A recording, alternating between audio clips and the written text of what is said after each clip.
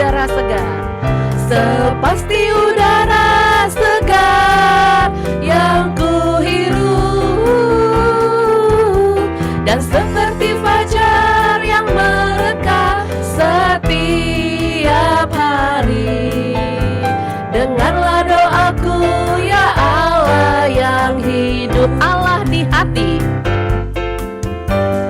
Allah di hati, sepasti udara segar yang kuhirup, dan seperti fajar yang mereka setiap hari.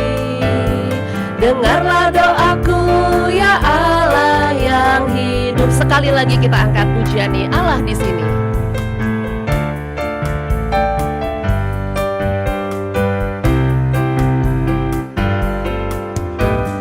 Allah di sini, sepasti udara segar yang kuhirup, sepasti udara segar yang kuhirup, dan seperti fajar yang mereka setiap hari. Dengarlah doaku ya Allah yang hidup. Allah di hati, Allah di hati, sepasti udara segar yang kuhirup,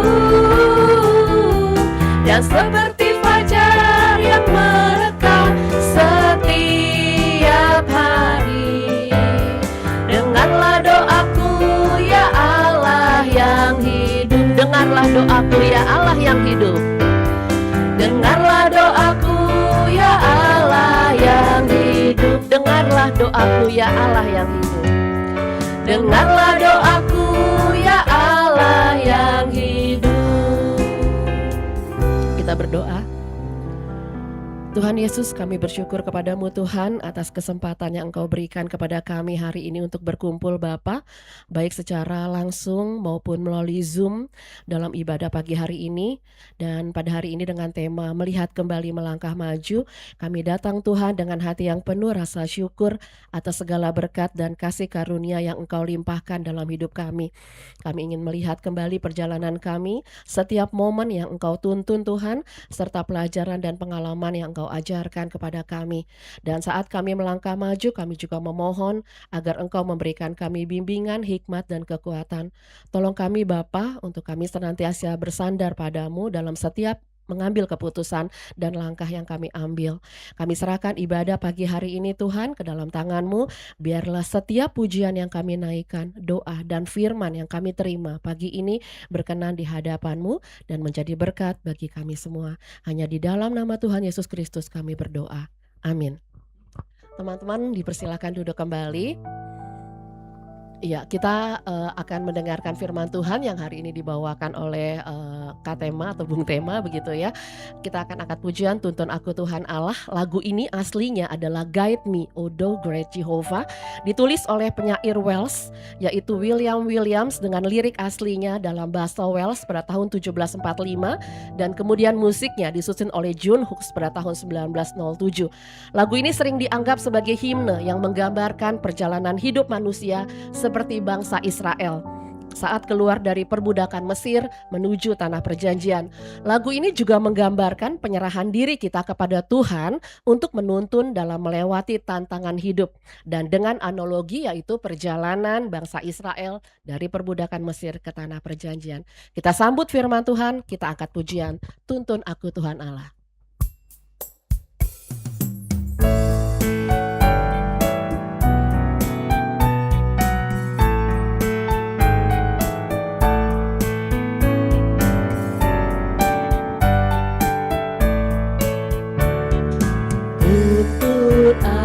Aku Tuhan Allah lewat gurun dunia, Kau perkasa dan setia, bimbing aku yang roti sorga.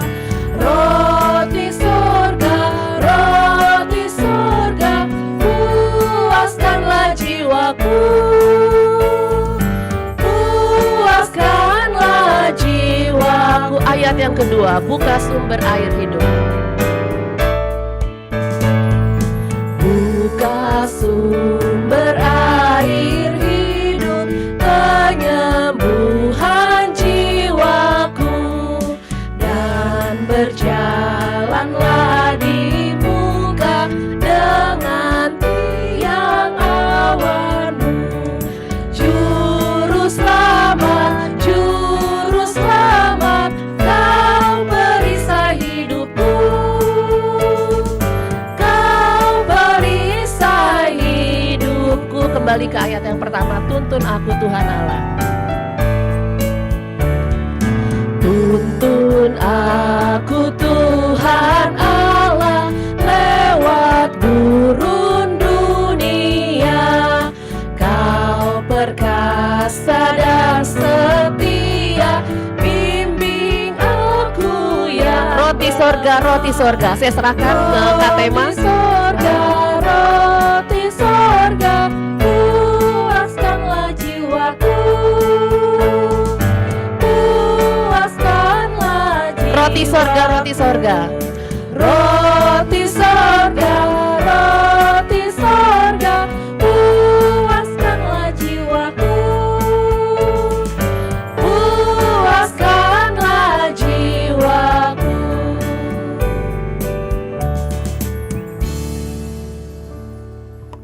Mari kita bersatu di dalam doa. Allah Bapa di dalam surga, kami mengucap syukur di ruangan ini, seluruh anak-anak-Mu dari Yaski hadir ya Tuhan, untuk bersama-sama boleh merenungkan kebenaran firman-Mu. Ini adalah waktu yang luar biasa, indah, karena kami senantiasa bergantung kepada kebenaran firman-Mu.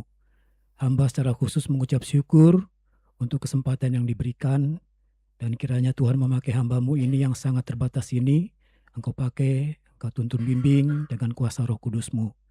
Kami mohon ampun bila ada hal-hal yang tidak berkenan, pelanggaran firman-Mu, dosa kami, dan kami juga melepaskan pengampunan kepada siapapun yang pernah merugikan, mengecewakan kami, sehingga hati kami bersih dan layak untuk maju bersama-sama dalam persekutuan ini. Terima kasih Bapa di surga, dalam nama Yesus.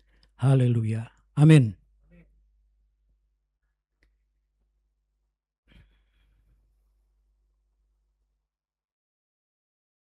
Salam. Saya sangat bergembira dan mengucap syukur. Saya jujur kangen sama Pak Yusa. Terakhir kita ketemu di Hotel Borobudur ya Pak. Itu ya, sempat ngobrol di lobi dan akhirnya kenalan dengan Pak Yoko pribadi. Ada sahabat saya Yan Piris ya. Siapa lagi tadi, Jimmy Amri, Riyama, dan semuanya. Tentu saya tidak akan menolak kalau diminta untuk sharing firman Tuhan. Sebatas yang Tuhan pernah memberikannya dalam kehidupan saya, dipandu oleh topik yang diberikan, dan secara bahasa radio topiknya luar biasa berat ya. Ada banyak, kalau secara skripsi itu variabelnya banyak ya. Tapi nggak apa-apa, saya percaya Tuhan membimbing kita untuk memahami itu semua. Saudara-saudaraku yang terkasih, saya tadi ke sini berjuang karena Gojeknya itu ternyata saya salah posisi. Berapa kali batal, sampai akhirnya saya pakai Opal.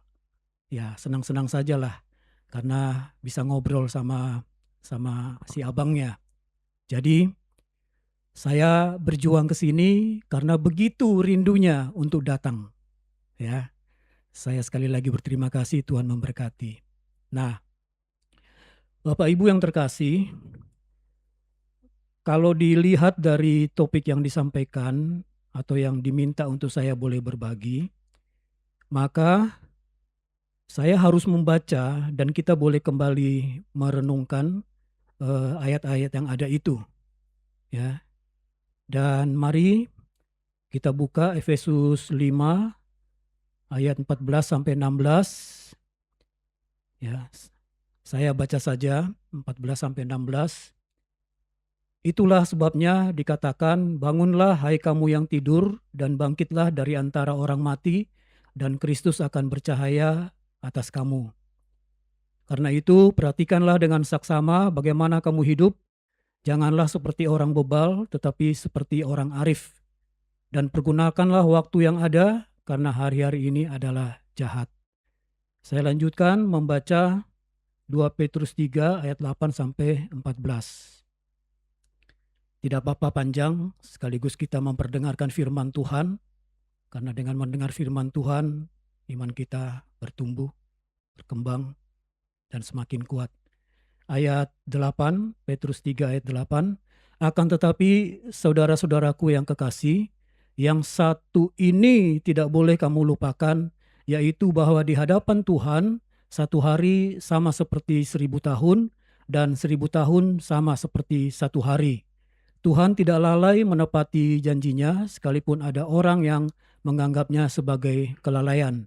Tetapi ia sabar terhadap kamu karena ia menghendaki supaya jangan ada yang binasa, melainkan supaya semua orang berbalik dan bertobat. Tetapi hari Tuhan akan tiba seperti pencuri. Pada hari itu langit akan lenyap dengan gemuruh yang dahsyat dan unsur-unsur dunia akan hangus dalam nyala api dan bumi dan segala yang ada di atasnya akan hilang lenyap. Jadi, jika segala sesuatu ini akan hancur secara demikian, betapa suci dan salehnya kamu harus hidup, yaitu kamu yang menantikan dan mempercepat kedatangan hari Allah. Pada hari itu langit akan binasa dalam api dan unsur-unsur dunia akan hancur karena nyalanya. Tetapi sesuai dengan janjinya, kita menantikan langit yang baru dan bumi yang baru, di mana terdapat kebenaran.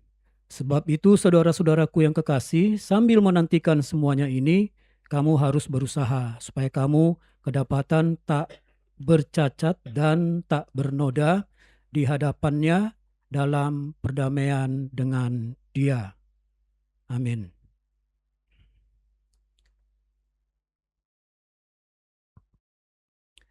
Membaca dua perikop ini, bagian dari perikop yang ada, tentu ada banyak pesan yang kita terima.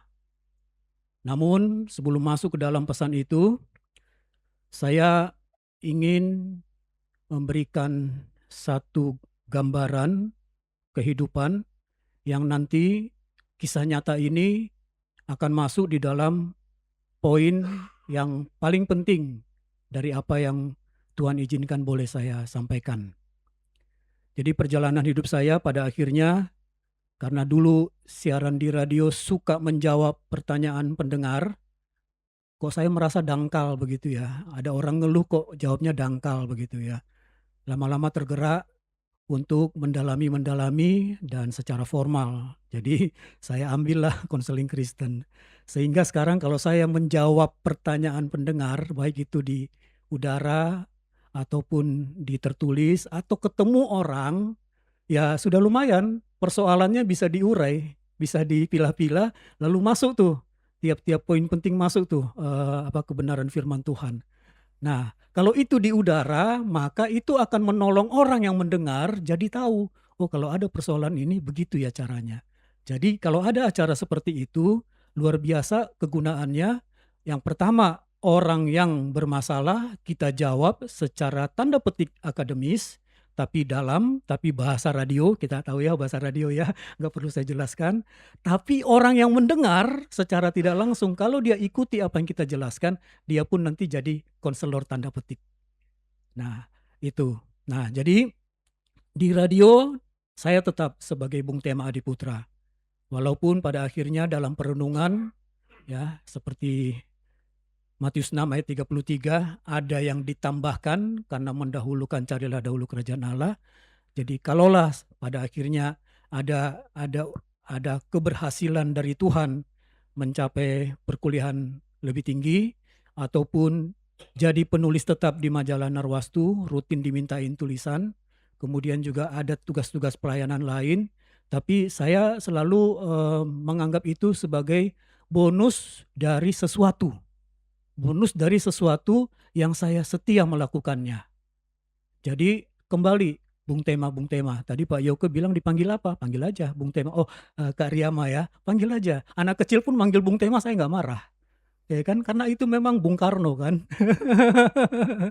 Ya Pak Yusak, Bung Leksi ya, itu netral kita ya. Nah, saya mau mengambil satu sisi kehidupan saya karena poin penting nanti masuk di bagian akhir. Jadi saudara-saudaraku yang terkasih, di titik yang sekarang ini saya teringat kota Sibolga. Ya, kota Sibolga itu lagi jadi cerita.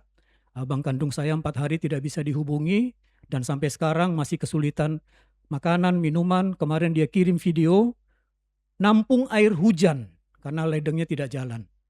Listrik numpang ke rumah tetangga yang ada gensetnya. Ya, kita mendukung supaya semuanya bisa teratasi. Saya di Sibolga, waktu taman kanak-kanak, itu taman kanak-kanak saya itu kami sekelas kecil-kecil rutin bersiaran nyanyi di RRI Sibolga. Rutin, ya. Kemudian kelas 3 saya di Jakarta. Diambil untuk dibiayai oleh abang tertua. Sampai selesai semua pendidikan. Dan ketika mulai bekerja dilepaslah suplai-suplai biaya itu. Tapi ada yang saya ingat ketika masuk di Jakarta, itu abang saya tiap pagi selalu memutarkan radio rohani. Kenceng-kenceng sebelum dia ke kantor. Belakangan saya tahu itu radio Pelita tahun 70-an. Belum Pelita Kasih. Saya ngerti sedikit sejarahnya. Kemudian saya jadi ikut mendengar. Itu masa-masa SD SMP. Lalu waktu SMP SMA karena suka main gitar, bergaul dengan orang-orang pinggir karena tinggalnya di gang-gang ya, di belakang CPM Guntur itu ada kan gang-gang namanya Menteng Atas, bergaul, nyanyi-nyanyi, main gitar. Saya suka mendengar radio yang apa saja yang penting lagu-lagu. Ya, jadi kenallah beberapa radio. Dan pada akhirnya karena sudah mulai bisa main gitar kunci ABCD, belum minor-minor begitu, saya di kamar merekam suara saya bernyanyi. Tapi entah kenapa saya selalu menjadi penyiar sebelum bernyanyi. Saudara, saya akan memutarkan lagu nyanyi begitu. Nah, sampailah pada waktu kuliah, waktu semester, bukan semester waktu itu ya, tingkat semester atau tingkat 2, saya menunggui rumah abang saya di gang itu yang dia sudah dapat rumah dinas. Saya sendiri di rumah itu, agak besar rumahnya. Jadi malam-malam saya kerjakan paper dari dosen. Saya putar radio dengan radio kecil yang pakai baterai, terdengarlah radio Pelita. Ya, ada renungan malam. Nah, seorang pria mahasiswa sendiri di ruang kamar dan tidak ada yang lain, itu sangat tertolong dengan pelayanan rohani seperti itu. Lalu sadar tidak sadar tersentuh hati saya dan saya mengatakan, Tuhan, saya kepengen deh seperti penyiar ini. Itu tahun 82. Tahun 82. Tapi saya juga membantah, tapi nggak mungkin Tuhan. Kalau jadi penyiar radio seperti ini malam-malam kasih renungan, pastilah ada keahlian khusus. Siapa saya? Saya di kampus ambil jurusan IPS. Sementara dulu IPA, gagal itu semua yang IPA-IPA. Jadi akhirnya dapat IPS. Ya mungkin Tuhan. Itu tahun 82. Tetapi tahun 84, saya sudah mulai aktif di persekutuan mahasiswa Kristen di kampus saya. Di IKIP Jakarta ya, di Rawamangun. Ada seorang perempuan teman di PMK, dia bilang, Tem, kamu mau nggak bantu-bantu di radio? Bantu apa? Bantu meresensi puisi pendengar.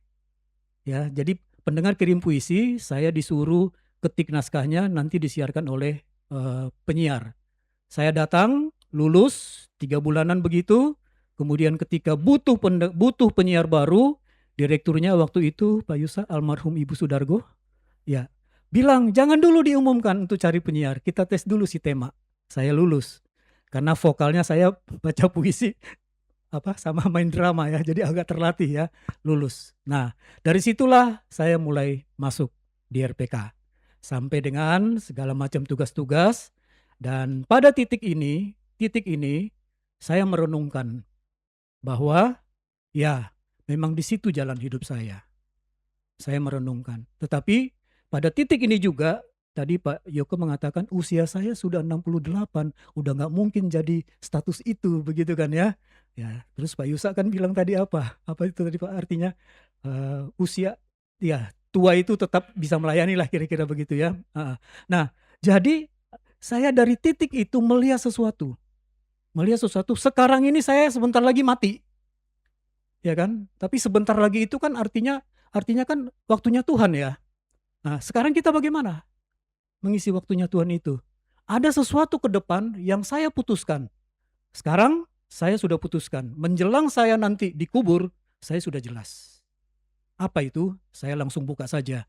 Tetap saya konsisten di pelayanan media. Apapun bentuknya. Mengapa? Karena waktu itu saya sudah mulai kenal media waktu taman kanak-kanak. Gitu. Nah, jadi artinya apa? Semangat hidup itu kembali muncul dengan sesuatu yang baru, tetapi kita sudah melihat sesuatu yang dulu Tuhan beri, dan kita berterima kasih di situ. Karena apa? Ketika posisi itu kita renungkan, maka banyak hal yang kita dapat sebenarnya. Yang Tuhan mungkin memberikannya tanpa kita minta. Mungkin kita punya kesaksian, kita rindu lalu mengatakan tidak mungkin, tapi tiba-tiba dapat. Atau sesuatu yang kita tidak pernah pikirkan dikasih Tuhan untuk melengkapi kita jalan hidup ke depan untuk lebih mengembangkan pelayanan. Ketika saya diuji kependetaan misi, sang penguji mengatakan begini, Pak Tema setelah nanti ditahbiskan, apa yang Anda lakukan? Saya katakan, Pak, yang utama adalah pelayanan media. Mimbar dan lain-lainnya itu sekunder. Karena apa? Karena itu yang ada di hati saya. Bahasa Betawinya passion saya. Jadi artinya hidup ini bermakna. Nah, sekarang kita masuk secara singkat saja kepada dua perikop tadi, ya. Dua perikop tadi baik itu yang di Efesus maupun juga yang di 2 Petrus, ya. Saya ada catatan-catatan singkat di sini. Di Efesus itu kan tentang penekanan Paulus kepada jemaat di Efesus, pentingnya kesadaran rohani, orang percaya dipanggil untuk tanda petik bangun dari keadaan dosa atau kelalaian rohani. Itu poin penting. Yang kemudian juga di situ menarik sekali ada ungkapan bangkitlah dari antara orang mati, itu menggambarkan pertobatan perubahan hidup dari keadaan mati rohani menuju hidup dalam terang Kristus. Nah, lalu ditegaskan juga bahwa setelah dibangunkan secara rohani, orang percaya harus hidup dengan hati-hati, bijaksana, waspada, dan bijaksana bukan ceroboh atau bodoh. Itu. Dan itu sangat berguna untuk kita renungkan di masa-masa sekarang ini. Apalagi sebentar lagi Desember selesai tugasnya, Desember 2025, masuk Januari 2026. Tidur rohani kita tahu adalah mereka atau kita yang mungkin masih lemah iman, terjebak pada kelakuan-kelakuan yang saat ini jadi catatan di media sosial. Ya, pembunuhan lah, perkosaan lah, korupsi lah, ya termasuk juga hutan yang gundul ya. Masuk di situ ya. Kita tidak cari siapa penyebabnya, itu urusan aparat, tapi itu adalah tidur rohani yang tidak mau melihat itu adalah karya Tuhan. Kemudian juga mati rohani adalah kehilangan arah hidup, terjebak dalam pelarian diri atau keputusasaan tanpa mencari pertolongan Tuhan. Banyak itu terjadi, bahkan kita sendiri sering terjebak. Kadang-kadang begitu banyak persoalan, akhirnya kita tidak mencari pertolongan Tuhan. Kita mencari pertolongan macam-macam, begitu. Nah, kemudian ada lagi pemahaman lebih sifatnya kasuistik, ya. Sebagian dari kita atau siapapun berjalan tanpa hikmat dengan mengambil keputusan impulsif, terburu-buru. Kita boros, kemudian juga kita hanya mengikuti tekanan dari lingkungan tanpa memikirkan dampak rohaninya. Ya, artinya kita ditekan di kantor, kita ditekan di lingkungan, dan tanpa disadari kita telah ingkar janji terhadap firman Tuhan. Hanya gara-gara tekanan seperti itu. Nah, pada akhirnya di bagian itu tadi, di bagian Efesus itu, yang 3 ayat itu, ada juga ungkapan bangun, mari kita bangun menghadapi masalah besar. Tetapi orang bangun setelah dia terpepet, sudah jatuh terpuruk, baru dia bangun. Syukur-syukur dia mau bangun, dibangunkan pendeta atau dia sendiri sadar. Jadi di Efesus ini menggambarkan kehidupan ketika kita menjalani kehidupan betapa banyak gangguannya. Sehingga ketika kita telah memiliki satu visi misi dalam kehidupan kita, dan ketika kita bekerja melayani dimanapun ada visi misi, gangguan-gangguan seperti ini selalu hadir. Nah pertanyaannya nanti adalah apakah kita siap menghadapinya? Kan itu. Kemudian di dalam Petrus, kita masuk sekarang ke dalam 2 Petrus. Ya. Hari Tuhan ya, hari Tuhan judul perikopnya ya, membahas tentang kedatangan Tuhan yang kedua kali dan penghakiman Allah atas dunia yang disebut dengan hari Tuhan itu. Hari itu akan datang tiba-tiba, siapkah kita? Itu kan pertanyaannya. Nah dengan demikian maka kita bisa bertanya atau dibawa ke dalam satu persoalan gambaran di dalam 2 Petrus 3:8-14 itu, doa dan perubahan yang terasa lambat. Tuhan tidak terlambat, Ia sedang membentuk dan memberi waktu untuk pertobatan. Artinya kita yang kadang melambatkan waktu kita untuk bertobat. Tapi Tuhan punya kesabaran. Tapi Dia tidak mengatakan saya akan datang tanggal sekian. Artinya waktu itu tetap kita gunakan untuk melakukan pembaharuan hidup. Nah yang berikut adalah kita tahu juga bahwa kejahatan dan ketidakadilan ya dibiarkan terjadi. Banyak sekali ya hal ini terjadi, dan ini artinya menunjukkan Tuhan sabar kepada orang yang melakukan itu. Tapi ada waktu Tuhan. Kemudian lagi kita tahu bahwa banyak orang hidup seenaknya karena menganggap Yesus tidak segera datang. Sibuk mengejar sesuatu di dalam karirnya, di dalam sesuatu pelayanannya. Jadi tidak ingat bahwa Tuhan akan datang. Yang penting saya terus berhasil, dan ketika Tuhan datang saya ternyata tidak siap. Lalu ada lagi tentang bagaimana kita sebagai komunitas Kristen yang terus berbuat baik sambil menantikan Tuhan. Maka di sini kita memiliki harapan. Ya, hidup harus memiliki harapan. Jadi ketika kita dikasih tahu oleh firman Tuhan, hidup harus baik dan benar, tapi memiliki harapan. Jadi sebenarnya secara tidak langsung saya sudah membawa kepada judul yang berat ini, ya kan? Melihat kembali, maju ke depan, refleksi dan ada harapan. Tapi nanti izinkan untuk dibikin tukik ya, tukikan sedikit ya, supaya kita sama-sama ingat. Saya sangat belajar dengan topik ini ya. Maka saya katakan ya, namanya jiwa jurnalis ya, Bung Yan Piris ya, apapun hajar bleh kan begitu ya. Ya, rekan saya Noel, Pak enggak kejauhan rumahnya di Cawang. Oh, tidak ada yang namanya jarak jauh di jiwa seorang reporter sejati. Ya, kita ingat aja tuh film Unyil, hajar bleh kan begitu ya. Tidak ada itu ya. Saya juga tadi hajar bleh. Saya bangun 4:30. Ya, karena saya sudah antisipasi. Bung Noel juga bilang, Fatima hati-hati. Ya bahasa kasarnya gitu ya. Hati-hati loh, jarak jauh nanti terlambat. Sudah saya antisipasi. Ya. Tidak terlambat ya. Ya. Nah, jadi itulah ya, artinya kita ada semangat. Nah, sekarang dari 2 perikop itu ada hal menarik kalau digabungkan. Ya, kalau digabungkan. Nanti akan sampai kepada cerita kisah nyata hidup saya tadi yang merupakan kesaksian hidup. Jadi kalau kita menggabungkan 2 pesan itu, maka intinya adalah bahwa di situ menegaskan, gabungan itu menegaskan bahwa waktu itu singkat dan berharga. Waktu itu singkat dan berharga. Hari-hari ini adalah jahat. Artinya banyak waktu yang kita gunakan untuk melawan si jahat. Kemudian hiduplah dengan sadar dan bijaksana. Nasihat-nasihat yang banyak di Efesus tadi itu kan menyadarkan kita untuk hidup sehat dan bijaksana. Kemudian lagi apa? Tuhan bisa datang kapan saja. Sadarkah kita Tuhan bisa datang kapan saja? Kadang-kadang kita berpikir ya, Tuhan datang itu kan tidak dalam seperti cerita hebat nanti ya. Tapi Tuhan datang menjemput kita kapan saja. Ya kan? Kita tidak pernah menduga kan orang yang kita kasihi, teman kita, datang. Tuhan, kamu pulang saja sekarang. kan begitu. Ya, iman kita kan mengatakan begitu ya. Yang percaya Yesus Kristus dijemput kan begitu ya.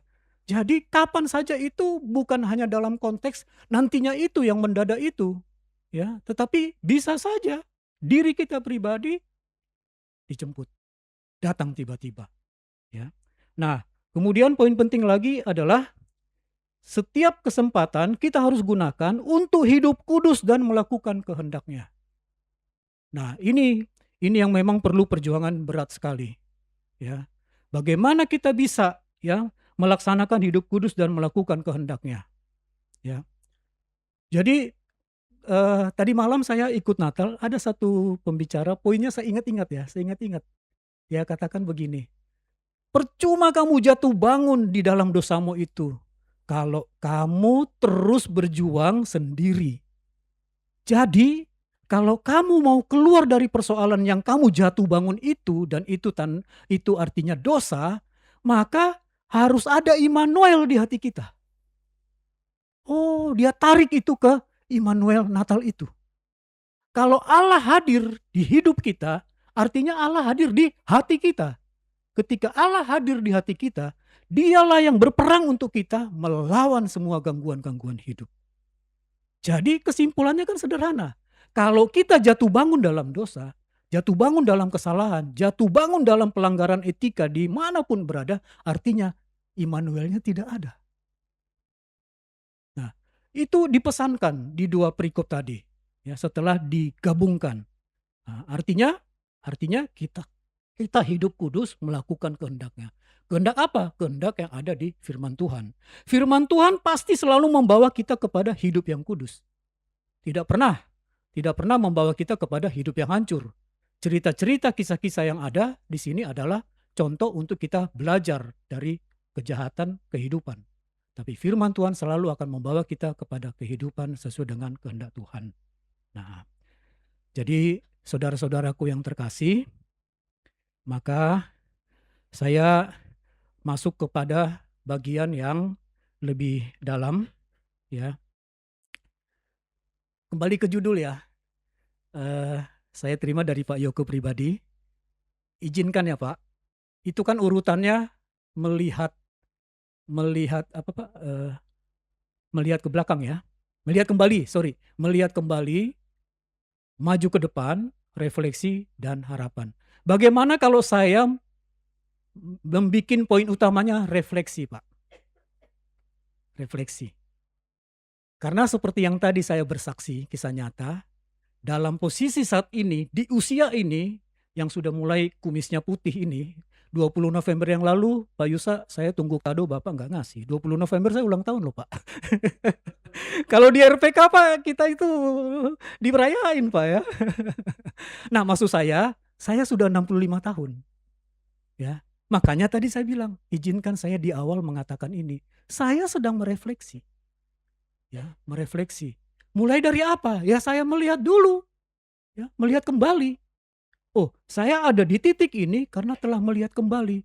Kembali apa itu? Ya, kembali saya dilahirkan orang tua saya, lalu saya masuk di radio RRI Sibolga sebagai kelas anak TK. Ya kan? Jadi, kita merefleksi, kita lalu maju ke depan. Artinya maju apa? Maju, kita berjalan dari yang lama itu sampai ke titik ini. Apakah berhenti di titik refleksi? Tidak. Tetap jalan. Nah, persoalannya, jalan itu jalan sembarang atau jalan penuh harapan? Di situ persoalannya. Sebagai anak-anak Tuhan, kita berjalan ke depan adalah penuh pengharapan. Maka refleksi kita di tahun ini menjelang tahun 2025 ini selesai, mari kita mulai merefleksi diri kita. Kalau kita sudah yakin merefleksi diri kita, mari kita merefleksi diri kita di mana Tuhan tempatkan kita. Di mana Tuhan tempatkan kita. Salah satu poin yang tadi saya katakan, ketika penguji kependetaan itu bertanya, apa yang Bapak lakukan? Dalam artian pelayanan apa yang Bapak utamakan? Oh, saya media Pak. Itu sudah mendarah daging. Tapi tetap juga ada mimbar, ada kunjungan orang sakit, ada doa, dan segala macam. Nah, lalu apakah kita di dalam titik refleksi ini tetap seperti biasa-biasa saja. Tidak, selalu ada pembaharuan. Ada tanda-tanda zaman yang harus kita hadapi. Yang harus kita bukan beradaptasi dalam artian kompromi, beradaptasi untuk bisa mengalahkan terus tanda-tanda zaman yang bisa mengganggu kehidupan rohani kita. Disitulah ada perjuangan, dan setiap perjuangan pasti ada harapan. Itu tidak bisa tidak. Jadi bagus sekali. Saya juga terkena dengan judul itu. Cuma saya sudah minta izin ya, Pak Yoke jangan marah ya. Jadi saya mulai dari titik refleksi aja deh. Ya. Kalau tidak begitu kita bingung. Ya, siapapun kita, mari kita lihat ya, melihat kembali, maju melangkah kembali, kemudian sampai ke titik refleksi, lalu apa ke depan. Nah, jadi kalau itu kita jadikan sebagai poin utama, maka kita akan melihat beberapa hal yang sangat penting ya. Misalnya kita merefleksi diri, melihat kembali ya apa yang telah kita jalani. Artinya di situ kita meninjau ulang pilihan atau kesalahan dan karya Tuhan dalam perjalanan hidup kita. Pilihan atau kesalahan dan karya Tuhan dalam perjalanan hidup. Itu yang perlu kita lihat kembali. Dulu-dulu kita milihnya salah enggak? Sampai saya akhirnya begini. Dulu-dulu saya dengar-dengar nasihat orang tua, nasihat hamba Tuhan, ketika memilih menentukan sesuatu, sehingga hidup saya luar biasa dipakai Tuhan hari ini. Itu refleksi kepada poin melihat kembali dalam perjalanan hidup. Dan ketika kita sudah kuat di situ, kemanapun kita ditempatkan, masuk ke lembaga kecil, lembaga besar, kita bisa merefleksi dan ada kemajuan untuk dalam konteks pengharapan. Melangkah maju, apa yang bisa kita petik dari situ? Melangkah maju itu adalah refleksi benar tidak membuat kita berhenti. Jadi kalau kita merefleksi itu jangan sampai kita berhenti. Ya, ada sesuatu yang mendorong kita untuk maju, ya, mendorong tindakan baru yang lebih bijak dan sesuai kehendak Tuhan. Mutlak. Jadi kalau kita mau maju, ada hal yang lebih bijak. Kan kemampuan seseorang itu kan makin tua dia, makin dewasa dia, makin rajin dia belajar, dia mungkin akan tersenyum pada waktu tertentu. Oh dulu saya begitu ya, malu-maluin aja ya. Ada kan begitu ya? Nah sekarang jangan malu-maluin ya, tapi maju-majuin aja, jadi hebat begitu ya kan. Nah, lalu akhirnya apa? Kehendak Tuhan itu yang utama. Nah, lalu harapan. Ya, harapan. Apa itu harapan? Ya.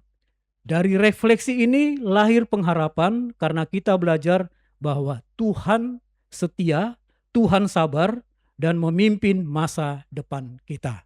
Itu adalah poin pegangan untuk harapan, ya. Kita belajar bahwa Tuhan setia, sabar dan memimpin masa depan kita, ya. Jadi kalau kita saat ini mau mengambil inti dari apa yang saya boleh bagikan, ya, mari kita merefleksi dengan tulus hati, dengan keberanian mengkritik diri sendiri, dengan ukuran firman Tuhan, ya, apa yang telah saya lakukan yang dulu, dan bagaimana saya berjalan, kesalahan apa yang harus diperbaiki. Sampai titik ini, di mana saya boleh mengucap syukur luar biasa. Ya. Jadi tidak pernah saya bayangkan saya bisa jadi MC di satu acara tokoh-tokoh Kristen ikut Natal. Tidak pernah bayangkan, tapi dikasih.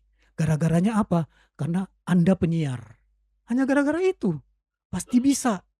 Ya, memang belum pengalaman. Hajar beleh lagi ya, Bung Yang Tiris ya. Pokoknya ambil pengalamannya. Dikritik nanti di ini kan. Ya kan? Pengalaman-pengalaman mimbar tidak langsung mimbar. Mulai dulu dari yang persekutuan kecil, yang ketika ngomong salah-salah. Ya kan?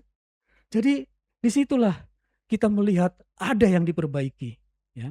Nah, satu lagi, bagaimana kita bisa maju, ya, maju ke depan, harus, ya, karena kita tidak mungkin mundur lagi. Nah, kemudian bagaimana kita memiliki harapan, kekuatan yang lahir dari refleksi. Nah, jadi kembali kepada inti, ya, kesemuanya ini adalah Tuhan memanggil kita bangun dari kelalaian dan hidup sebagai orang yang bijaksana. Itu yang poin pentingnya dari penjelasan-penjelasan yang tadi saya ungkapkan. Tuhan memanggil kita bangun dari kelalaian dan hidup sebagai orang yang bijaksana. Caranya, yaitu tadi, lihatlah kembali, ada langkah maju, ada refleksinya, dan ada pengharapannya. Mengapa Tuhan memanggil kita? Karena hari-hari ini jahat, kita harus memakai setiap kesempatan dengan sebaik-baiknya. Jahat itu bisa jadi topik renungan panjang, ya, mencakup banyak aspek. Tapi paling tidak kita ngerti, ya, jahat dalam sikap, jahat dalam ucapan, jahat dalam tindakan. Silahkan diuraikan sendiri. Nah, penutup kita boleh sama-sama baca satu ayat ya. Bagaimana di Alkitab ada satu tokoh masih muda sudah bisa merefleksi diri. Walaupun dia belum kenal mungkin istilah refleksi. Ada dia melihat yang lalu. Ada dia melangkah dengan keberanian iman. Ada dia mengungkapkan untuk maju dan ada harapan. Tuhan akan menolong dia. Mari kita buka.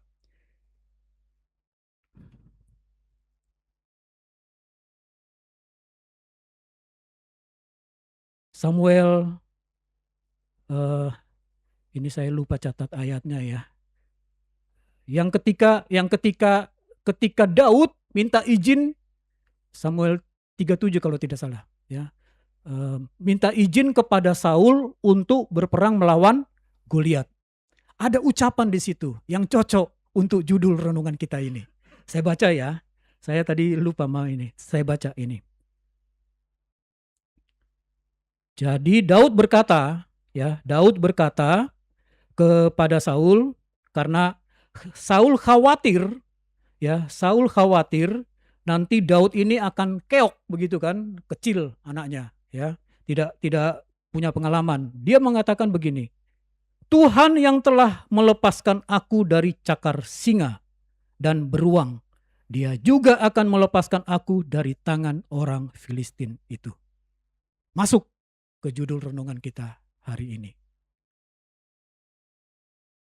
Kita terjemahkan dalam bahasa sederhana, Tuhan yang melepaskan saya pribadi dari berbagai persoalan hidup yang lalu-lalu. Ya, dari cakar singa. 37 ya, ayat 17 ya. Oh iya, sorry. 1 Samuel 17 ayat 34. Ya. Kita baca sekali lagi ya. Tuhan yang telah melepaskan aku dari cakar singa dan beruang, dia juga akan melepaskan aku dari tangan orang Filistin itu. Ada 3 waktu kan di situ? Ya, ada 3 waktu. Dia ingat yang lalu. Ya. Dia bisa mengalahkan singa dan beruang. Tapi Immanuel kan, bukan Daudnya yang bisa mengalahkan singa dan beruang itu. Siapa? Karena ada Allah, ada Tuhan, ada Immanuel di situ. Manusia kan terbatas. Tuhan menolong dia.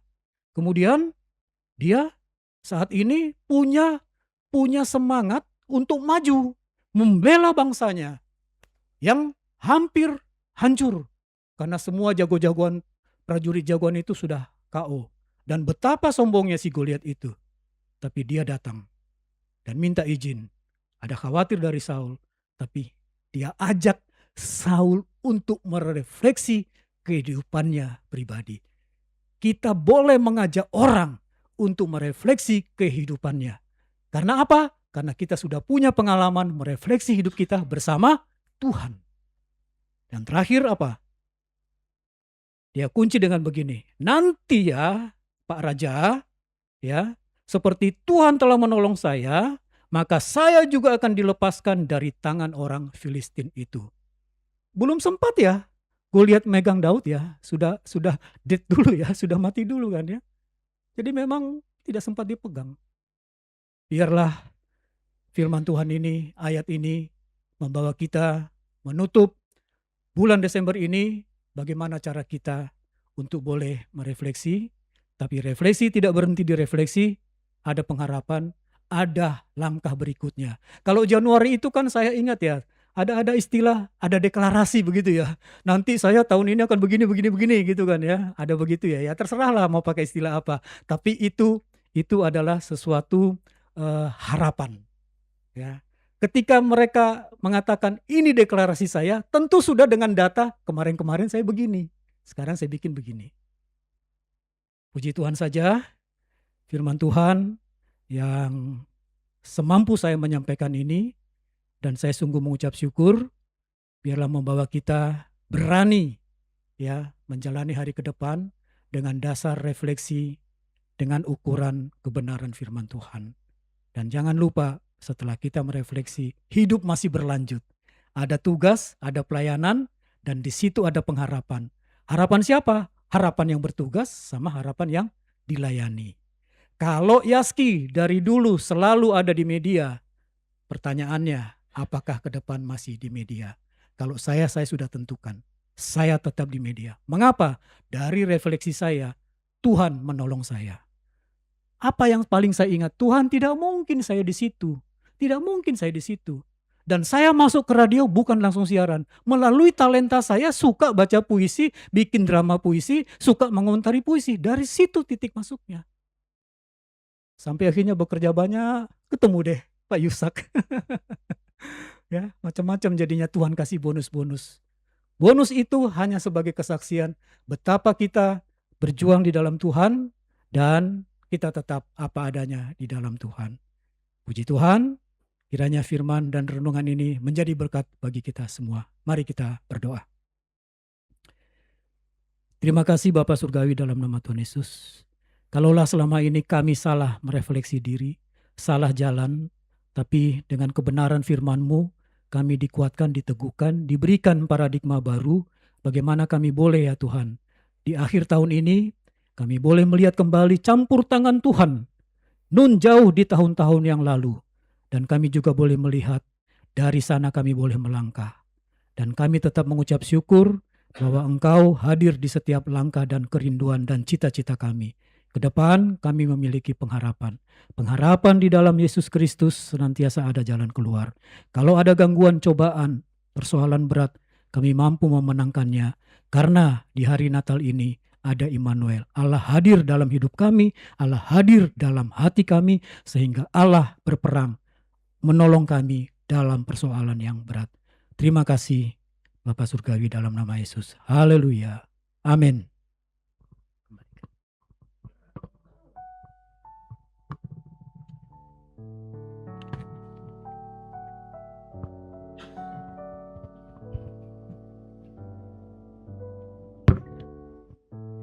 Terima kasih untuk pelayanan dari Katema untuk pagi hari ini, yang pastinya semua pelayanan Katema baik di radio maupun juga artikel di beberapa majalah yang teman-teman wartawan punya itu boleh terus menjadi berkat.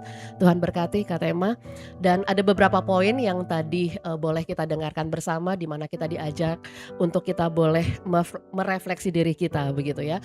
Kalau di radio itu biasanya di akhir tahun di bulan Desember kita sibuk membuat kaleidoskop. Perjalanan panjang politik sejak Januari hingga Desember, perjalanan ekonomi bangsa dari Januari hingga Desember, kemudian juga apa yang terjadi, bencana dan juga berbagai hal. Biasanya teman-teman dari radio tuh udah sibuk tuh di bulan Desember membuat kaleidoskop gitu ya, dan juga membuat terobosan-terobosan di tahun berikutnya. Tadi juga Katema menyinggung sedikit bagaimana kita di media kita bisa menolong pendengar, dan akhirnya harus ada pembekalan, baik itu pembekalan di sekolah konseling dan yang lainnya. Kebetulan di tahun ini gitu ya ada Tasya yang kita bekali untuk sekolah konseling, di mana nanti akan ada embel-embel di belakangnya lagi, Angel, Tasya, si payung, CCP ya. Oke. Kita dukung begitu ya supaya tahun ini sekolah konselingnya Tasya boleh selesai, dan akhirnya kita nanti ke depan siapa tahu kita bisa bikin pusat konseling begitu ya di Yaski ya. Oke, dan kita akan membawa persembahan kita begitu ya. Kita akan angkat pujian Janji yang Manis.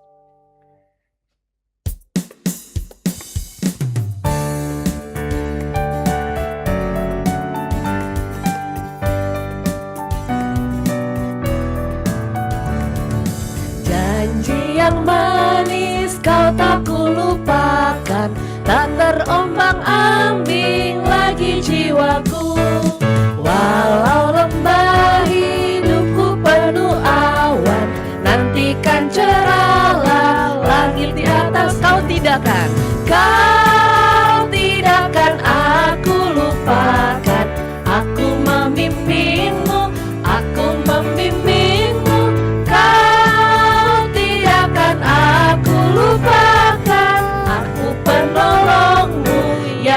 ayat yang kedua.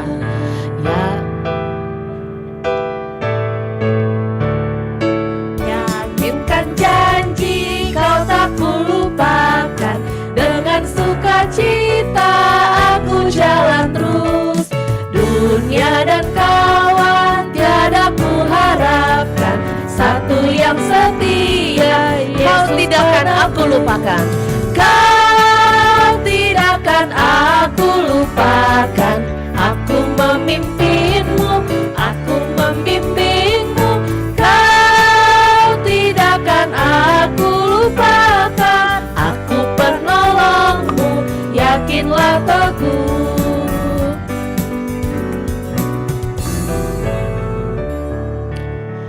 Doa persembahan kita. Tuhan Yesus, kami bersyukur Tuhan atas segala kebaikan-Mu dalam hidup kami. Saat ini kami mengumpulkan persembahan kami sebagai ungkapan syukur dan kasih kami kepadamu Bapa. Kami percaya bahwa setiap berkat yang kami terima berasal dari tangan-Mu yang penuh kasih. Hari ini kami mengingat hamba-hamba Tuhan yang ada di daerah terpencil Tuhan. Kami mengangkat mereka dalam doa agar mereka bisa diberdayakan, dipenuhi dengan kekuatan dari Tuhan dalam melayani. Kami juga memohon agar persembahan ini Bapa bisa digunakan untuk mendukung pelayanan mereka, memberikan mereka sumber daya yang diperlukan, serta membawa terang dan harapan kepada komunitas yang mereka layani. Terima kasih Tuhan atas kesempatan pagi hari ini kami boleh berkontribusi dalam pekerjaan-Mu. Kami percaya Bapa melalui persembahan ini banyak jiwa akan diberkati dan dibawa kepada pengenalan akan Engkau. Hanya di dalam nama Tuhan Yesus Kristus kami berdoa. Amin. Kita akan tutup ibadah kita pada pagi hari ini dan nanti juga saya undang Pak Yusak untuk menutup dalam doa penutup dan juga berkat. Kita akan angkat pujian jadikan aku saluran berkat. Saya undang untuk teman-teman bangkit berdiri.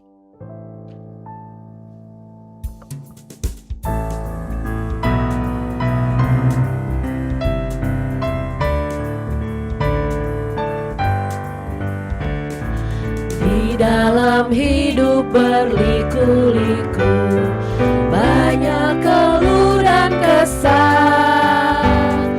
Beri terang-Mu di tempat gelap itu, girangkanlah yang susah. Jadikan aku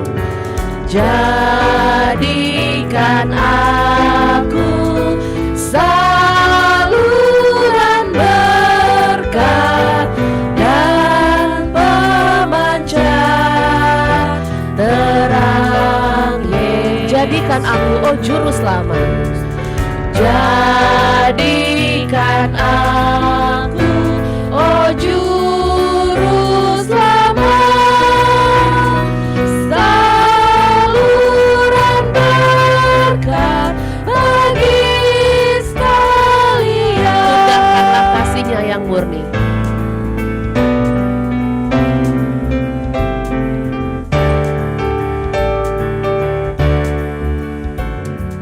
Undangkanlah kasih-Nya yang murni.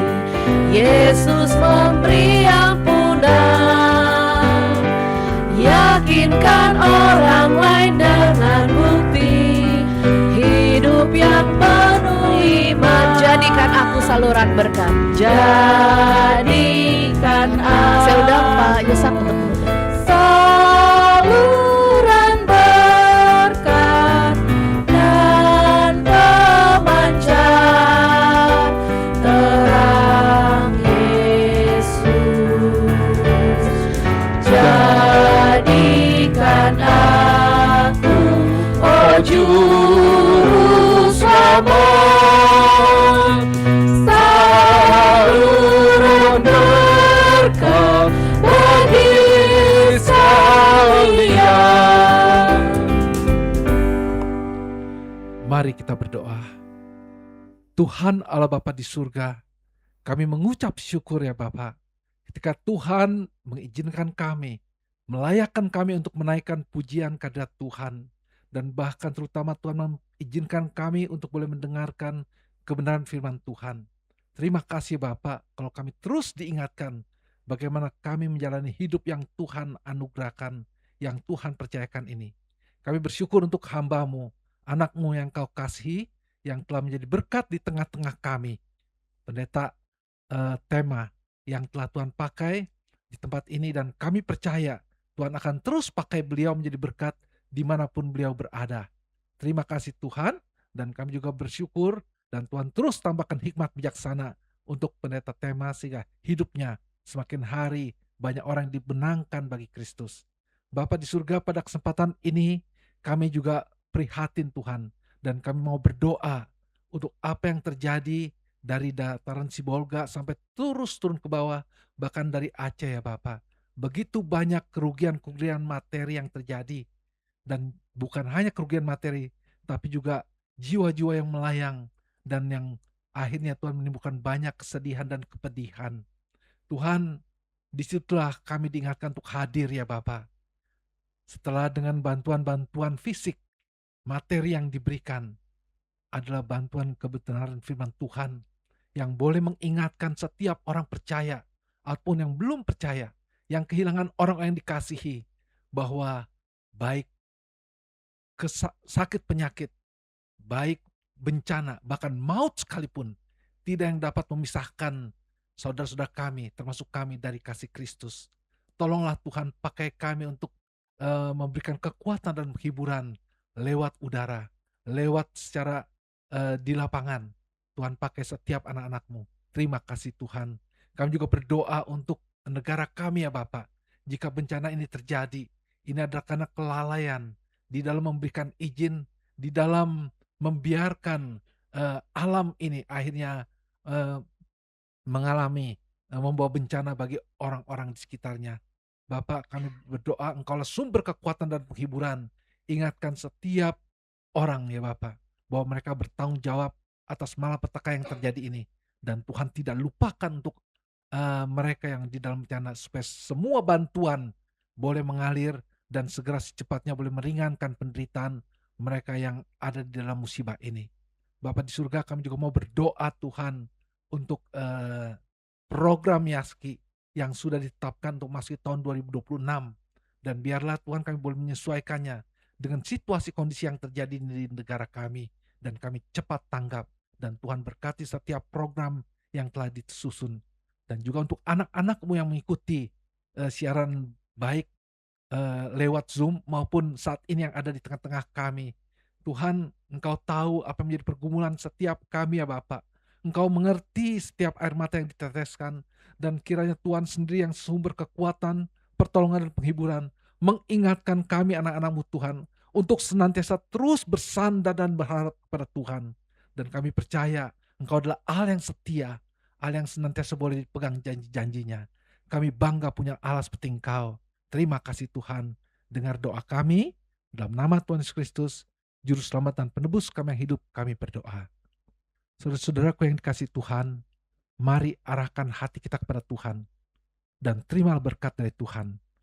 Kiranya Allah Bapa, Allah yang telah memanggil, memilih kita menjadi anak-anaknya yang dikasihinya, boleh senantiasa menaungi kita dengan kasih setianya yang tidak pernah berkesudahan. Dan dalam anugerah Tuhan kita Yesus Kristus, anak yang tunggal, yang telah menebus kita dari kebinasaan, sehingga kita memperoleh hidup yang baru.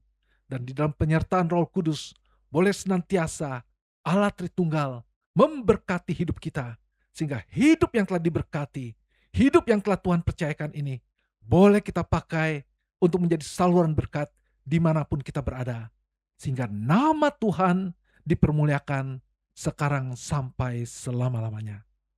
Bapa, terima kasih.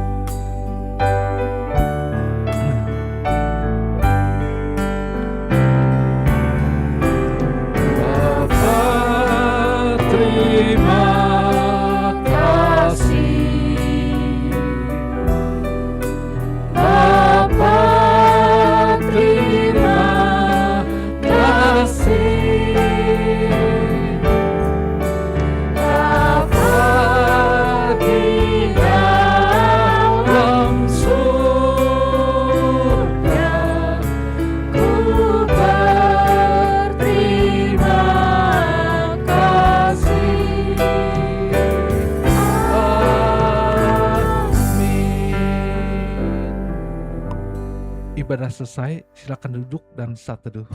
Terima kasih.